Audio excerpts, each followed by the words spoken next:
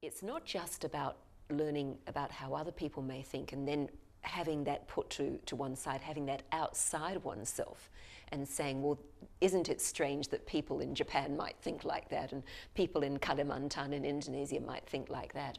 But it's actually pushing the students, guiding the students, provoking the students to say, but reflect upon how you know what you know.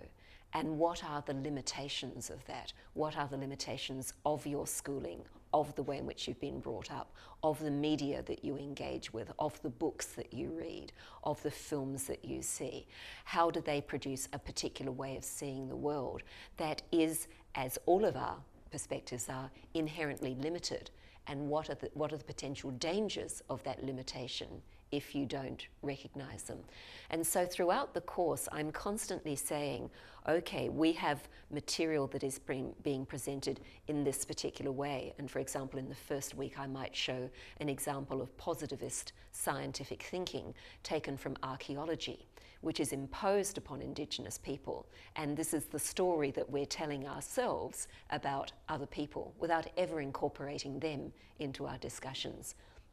And then we gradually move through the ways in which Western knowledge has constructed knowledge about other people.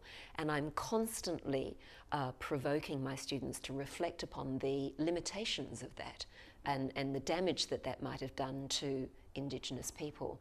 And normally by about week 9 or week 10 or week 11, I actually have the students saying to me, my sense of reality has moved, has shifted, because now I understand all of the limitations in my own thinking, and now I'm open to understanding how other people might think.